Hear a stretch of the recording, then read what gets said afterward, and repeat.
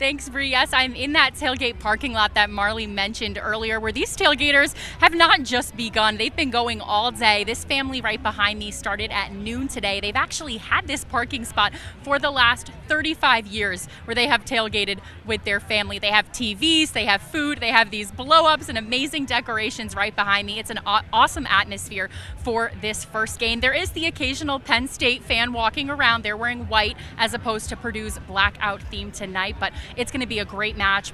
Fans are excited. They're out here. They're ready to go. They're excited for those gates to open and to start piling into Ross-Ade Stadium. So I'll be here checking out the tailgates, getting ready for tonight's game. We got the Boiler Express as well right behind me. It's going to be great tonight. So reporting from the tailgates, Kelly Hallinan, Sports 18.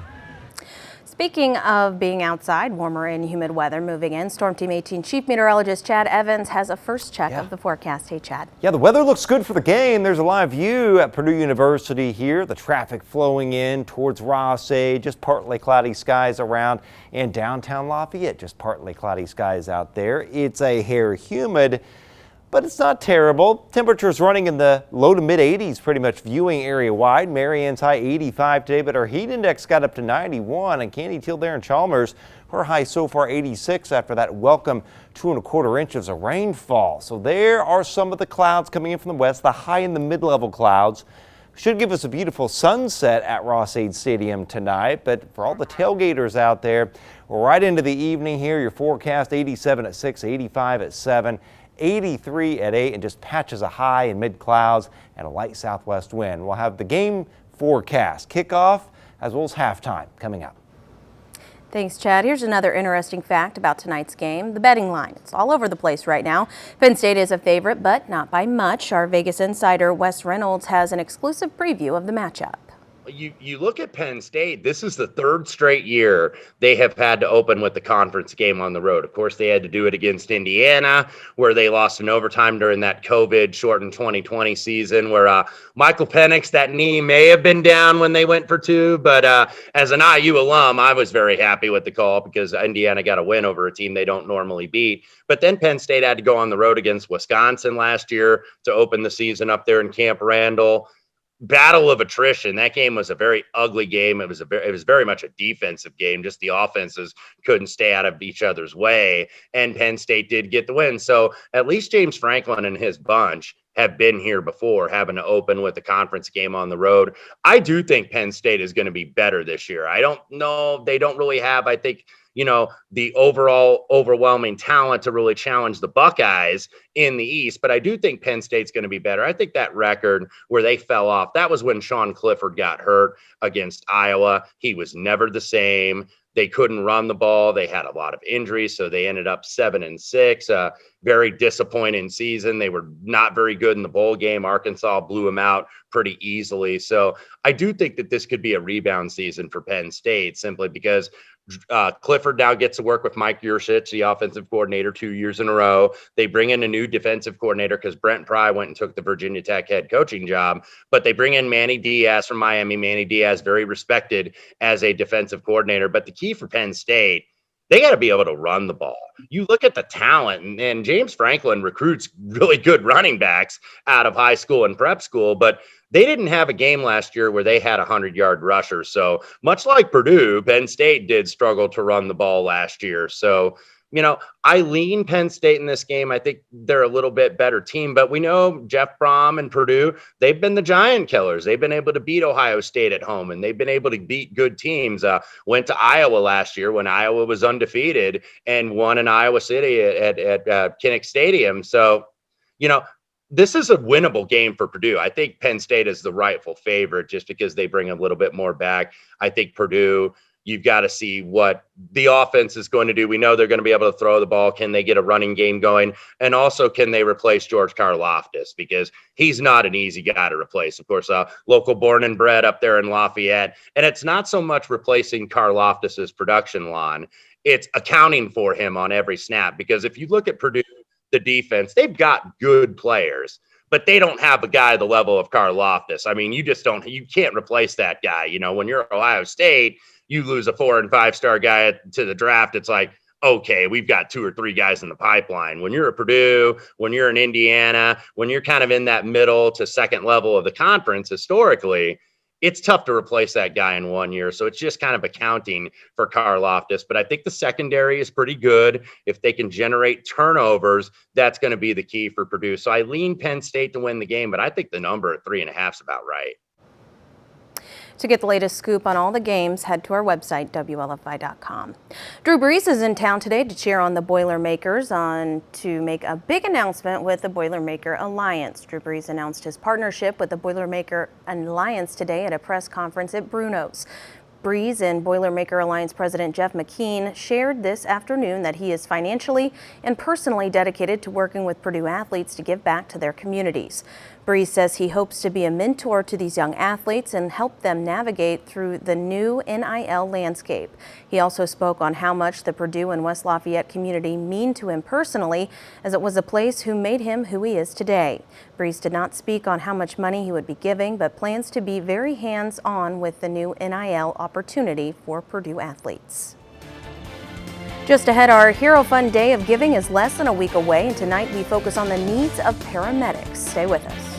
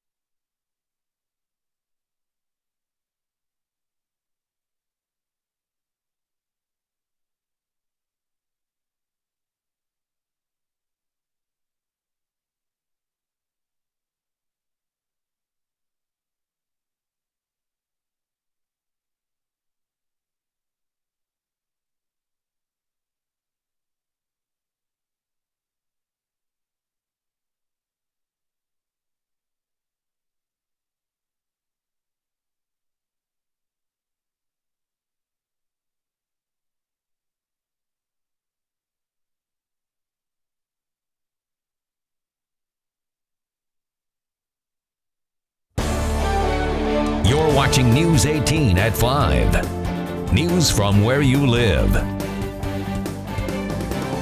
A federal judge heard arguments today from the Department of Justice and former President Trump's lawyers over his request for a neutral attorney to review materials seized from Mar-a-Lago. She did not issue an immediate ruling and said she would issue a written order in due course. In today's hearing, the former president's lawyers slammed the DOJ photograph as perfectly staged and called for the temperature on both sides to be lowered. Meanwhile, Judge Eileen Cannon, a Trump appointee, had previously signaled her openness to possibly grant the former president's request for a special master. A Lafayette man is behind bars this afternoon after a shooting late Tuesday at Point Apartments. 32-year-old Bryce Smith faces preliminary charges of criminal recklessness and intimidation, both while armed with a deadly weapon. As we've reported, police say Smith pulled out a gun and fired one shot during an argument with another man inside an apartment. No one was hurt. Smith is being held at the Tippecanoe County Jail without bond.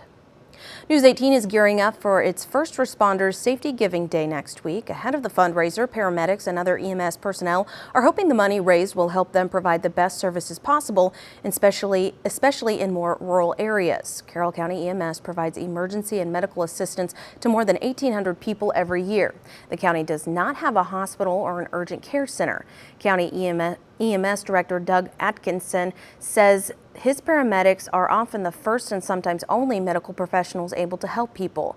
Atkinson says he would like to have funds for more training opportunities for his staff. The department has increased its training recently, but wants to do even more. Atkinson says keeping his staff educated on the most up-to-date safety procedures keeps people in Carroll County safe. Full-time staff are required to come in and show proficiency in their skills. And then we do monthly in-services as well. And then we just started recently, we have a training officer that's kind of going around to the stations on duty, crews, and working with them on a bi-weekly basis, doing some some basic skills as well. So we're trying to incorporate more and more training into our service. Atkinson says Carroll County EMS would also like to buy water rescue equipment like safety vests and throw ropes. The equipment is useful if EMS personnel arrive at a scene first and need to immediately take action to save someone. A Lafayette man is hoping a country music superstar can make one of his final wishes come true.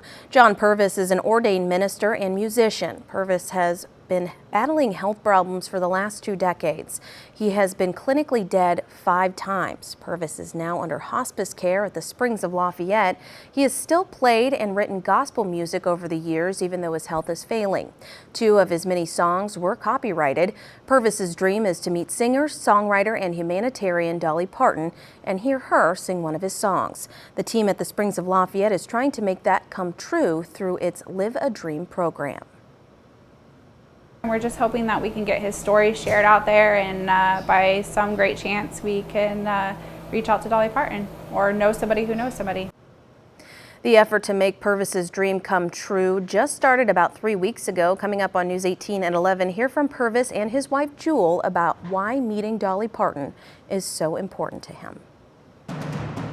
And now, your Storm Team 18 forecast. Weather from where you live.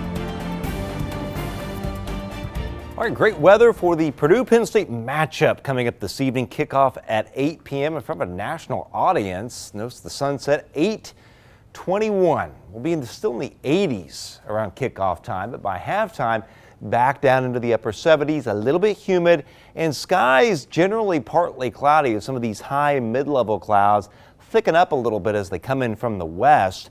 Very light south to south-southeast wind for the rest of the night, though. We drop down to 64. Lows generally 62 to 66 for the viewing area as a whole. Now for tomorrow, temperature 86 to 91. Now it's a B- for the heat index because the heat index is going to be near 90 to the mid-90s. A little humid tomorrow as dew points rise 65 to 70.